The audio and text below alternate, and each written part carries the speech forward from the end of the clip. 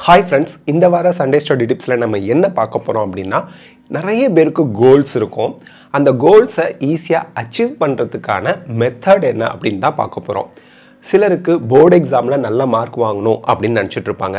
சிலருக்கு காம்படிட்டிவ் எக்ஸாமில் நல்ல மார்க் வாங்கணும் அப்படின்னு தோணும். சிலருக்கு ஜாப் ஓரியன்ட் எக்ஸாமில் நான் பாஸ் பண்ணி நல்ல ஜாபில் போய் உட்காரணும் அப்படின்னு தோணும்.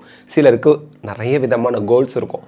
அந்த கோலை அச்சீவ் பண்ணுறதுக்கு உங்கள் கோல் கண்டிப்பாக ஸ்மார்ட் கோலாக இருக்கணும். அது என்ன ஸ்மார்ட் கோல் அப்படிங்கிறீங்களா? ஸ்மார்ட் அப்படிங்கிறது ஒரு அக்ரோனிம். அதோட எக்ஸ்பென்ஷன் பார்த்தோம் அப்படின்னா specific, measurable, actionable, relevant, time bound கோலாக உங்கள் கோல் இருந்ததுன்னா அதை நீங்கள் ஈஸியாக அச்சீவ் பண்ண முடியும்.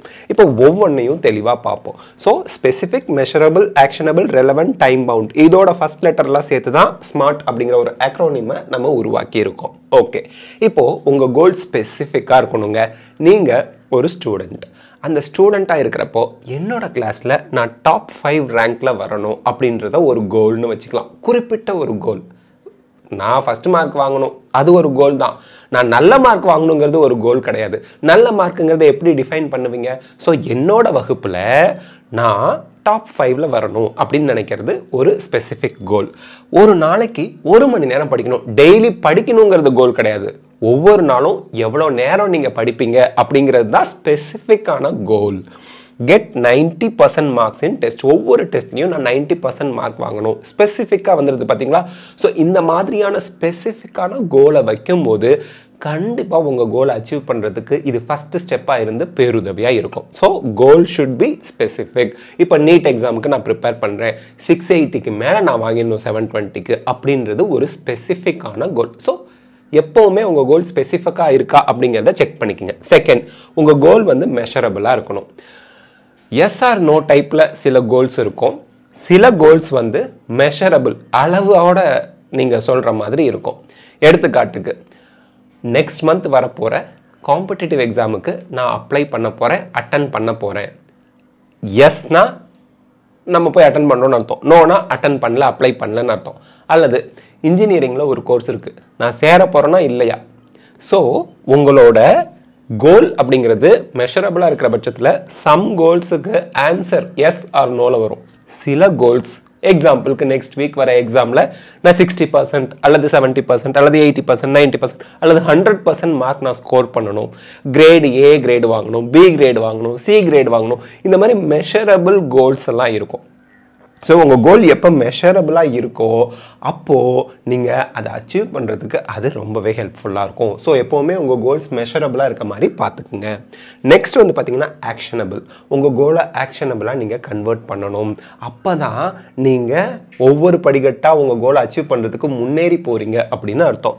ஃபஸ்ட்டு நீங்கள் உங்கள் கோலை எப்படி அச்சீவ் பண்ண போகிறீங்க அப்படின்ற ஒரு கேள்விக்கு நீங்கள் பதில் எழுதணும். அதுக்கடுத்து நீங்கள் என்ன கோல் ஃபிக்ஸ் பண்ணியிருக்கீங்களோ அந்த கோலை அச்சீவ் பண்ணுறதுக்கு தேவையான மெட்டீரியல்ஸ், ரிசோர்ஸஸ் உங்ககிட்ட இருக்கா? அந்த கேள்விக்கு பதில் சொல்லுங்கள். அதுக்கடுத்து உங்களுக்கு தேவையான கைடன்ஸ் கிடைக்குதா?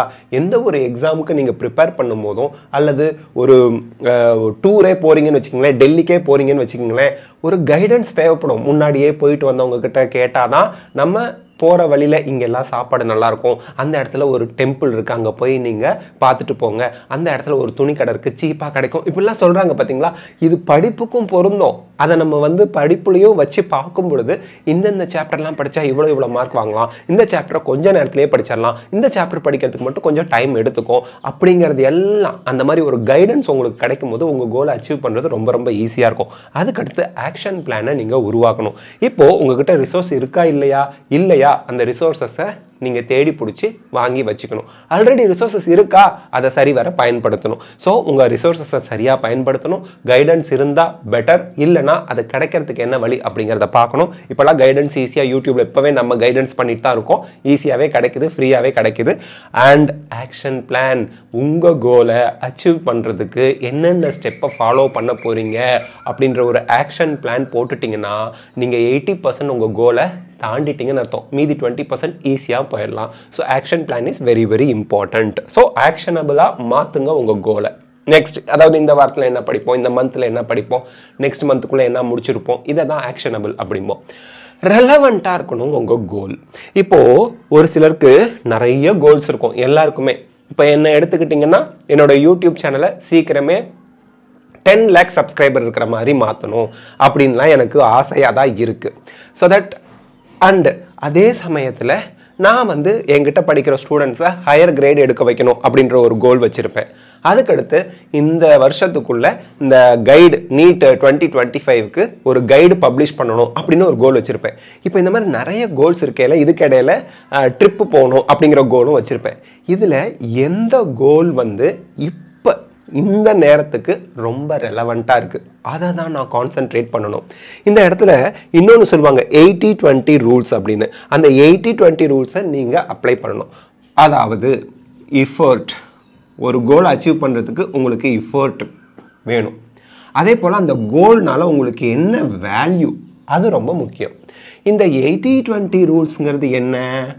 நான் 20% எஃபர்ட், இப்போ 10, 20, 40 இப்படின்னு இருக்குன்னு வச்சுங்களேன், 30, 40 போயிட்டே இருக்குன்னு வச்சுங்களேன், 20% எஃபர்ட்லேயே எனக்கு அதிகமான ரிட்டர்ன் கிடைக்கணும், வேல்யூ அதிகமாக எனக்கு கிடைக்கிற மாதிரி இருக்கணும். அது இந்த 3 கோலில் எது, இல்லை 10 கோல்ஸில் எது அப்படிங்கிறத நான் ஃபைண்ட் அவுட் பண்ணணும். எக்ஸாம்பிளுக்கு உங்கள் கோல், எக்ஸாம்பிளுக்கு ஒரு ஸ்டூடெண்ட்டுக்கு சொல்கிறேன், நான் என் ஃப்ரெண்ட்ஸோட ஒரு பர்டிகுலர் மூவிக்கு போகணும், அடுத்த மந்த்து எங்கள் ரிலேட்டிவோட மேரேஜ் இருக்குது, அதை நான் போய் அட்டன் பண்ணணும், நான் நீட் ஆஸ்பிரண்ட் நீட் எக்ஸாமுக்கு ப்ரிப்பேர் பண்ணிக்கிட்டு இருக்கேன், நெக்ஸ்ட் மந்த் வரக்கூடிய ஃபுல் டெஸ்ட்டில் இவ்வளோ மார்க் வாங்கணும்னு நான் முடிவு பண்ணி வச்சுருக்கேன். ஸோ நிறைய கோல்ஸ் இருக்குது. இப்போ இருக்கிற டைமுக்கு நீங்கள் 12th ஸ்டாண்டர்ட் ஸ்டூடெண்ட் அல்லது ரிப்பீட் பண்ணிக்கிட்டு இருக்கீங்க ஒரு பர்டிகுலர் என்ட்ரன்ஸ் எக்ஸாமுக்கு அல்லது ஜேஇஇ ஆஸ்பிரண்ட் இல்லை ஒரு ஜாப் ஓரியன்ட் எக்ஸாமுக்கு நீங்கள் ப்ரிப்பேர் பண்ணிட்டு இருக்கீங்கன்னா, இப்போ இருக்கிற டைமுக்கு ரெலவெண்ட்டான உங்களுக்கு அதிகமான வேல்யூவை கொடுக்கக்கூடிய கோல் எது? ஜாப் ஓரியன்ட் எக்ஸாமுக்கு ப்ரிப்பேர் பண்ணுறதோ அல்லது நீட் எக்ஸாமுக்கு ப்ரிப்பேர் பண்ணுறதோ அல்லது ஜேஇஇ எக்ஸாம் ஆஸ்பிரண்ட்டாக இருந்தீங்கன்னா அந்த எக்ஸாமுக்கு ப்ரிப்பேர் பண்ணுறதோ, கியூட் எக்ஸாம் ஆஸ்பிரண்ட்டாக இருந்தால் அதுக்கு ப்ரிப்பேர் பண்ணி சென்ட்ரல் யூனிவர்சிட்டியில் போய் உட்கார்றதோ தான் உங்களுக்கு அதிகமான வேல்யூவை கொடுக்குமே தவிர, ட்ரிப்பு போகிறதோ உங்கள் ஃபேவரட் ஹீரோவோட படத்துக்கு போகிறதோ அல்லது உங்கள் ரிலேட்டிவோட மேரேஜை அட்டன் பண்ணுறதோ உங்களுக்கு வேல்யூவை ஏற்படுத்தி கொடுக்காது. நெக்ஸ்ட் ஜூலை ஆகஸ்ட்டில் நான் இந்த கல்லூரியில் இந்த சீட்டில் படிச்சுக்கிட்டு இருக்கேன், சென்ட்ரல் யூனிவர்சிட்டியில் நான் இந்த கோர்ஸ் படிக்கிறேன், எய்ம்ஸில் இந்த காலேஜில் இந்த கோர்ஸ் நான் படிச்சுக்கிட்டு இருக்கேன்னு சொல்கிறது தான் உங்களுக்கு வேல்யூவே தவிர, நான் அங்கே ட்ரிப்பு போயிட்டு வந்தேங்கிறத எந்த ஒரு மனுஷனுக்கும் வேல்யூவாக ஆடட் வேல்யூவாக சேர்க்க மாட்டாங்க. என்னோட ரிலேட்டிவ்ஸ் மேரேஜ் எல்லாத்தையுமே நான் அட்டன் பண்ணிட்டு இருக்கேன் அப்படின்றது பெருமை கிடையவே கிடையாது. So that be very careful. உங்களுக்கு வேல்யூவை கொடுக்குற அந்த கோல் என்ன அப்படிங்கிறதுல ரெலவெண்ட்டான கோலில் நீங்கள் கான்சன்ட்ரேட் பண்ணுங்கள், ஃபோக்கஸ்டாக இருங்க. அப்போ தான் வாழ்க்கையில் ஒரு பெருமிதத்தோட வாழலாம். ஓகே, நெக்ஸ்ட் டைம் பவுண்டாக இருக்கணும் உங்கள் கோல். அது என்ன டைம் பவுண்டு? 5-6 வருஷமா நான் ரிப்பீட் பண்ணிட்டு இருக்கேன்னு சில பேர் சொல்றாங்க. அப்ப டைம் பவுண்டா இல்லை அவங்க கோல்.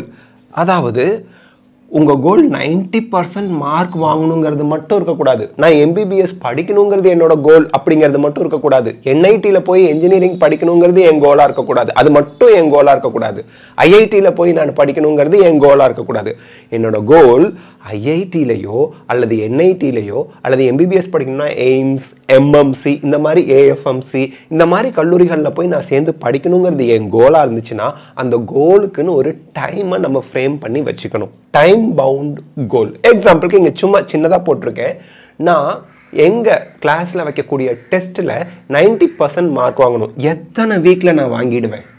ஒரு 5 வீக்ஸ்னு வச்சுக்குவோமே.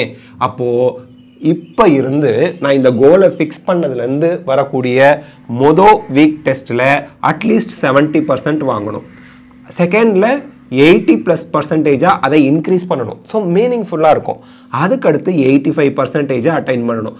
அதுக்கடுத்து 90%, அதுக்கப்புறம் அந்த 90% மெயின்டைன் பண்ணுறது மட்டும் இல்லாமல் அதுலேருந்து அதிகமாக வாங்கிறதுக்கு என்ன ஸ்டெப்ஸ் எல்லாம் நான் எடுக்கணும் அப்படிங்கிறத நான் கான்சென்ட்ரேட் பண்ணணும்.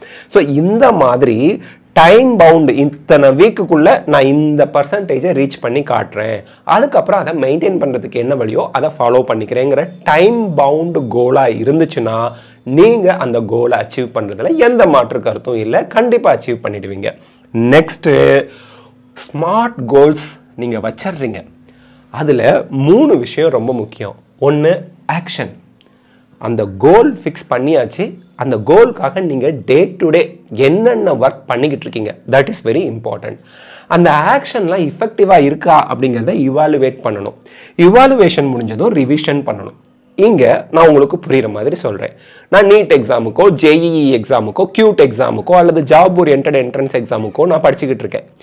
படிக்கிறேன், நான் கொஷின்ஸ் ப்ராக்டிஸ் பண்ணுறேங்கிறது ஆக்ஷன். அதை பேஸ் பண்ணி நான் டெஸ்ட் எழுதுறேங்கிறது தான் உங்களை நீங்கள் இவால்வேட் பண்ணிக்கிறதுக்கு ஹெல்ப் பண்ணும். ஏன்னா அந்த டெஸ்ட் ஸ்கோர் வருது பார்த்தீங்களா, அப்போது எந்தெந்த டாப்பிக்லலாம் நான் ஸ்ட்ராங்காக இருக்கேன், எந்தெந்த டாப்பிக்லலாம் வீக்காக இருக்கேன். தப்பாக ஆன்சர் பண்ணியிருந்தா வீக்கு, ரைட்டாக ஆன்சர் பண்ணியிருந்தா ஸ்ட்ராங்கு, அவ்வளவுதான்.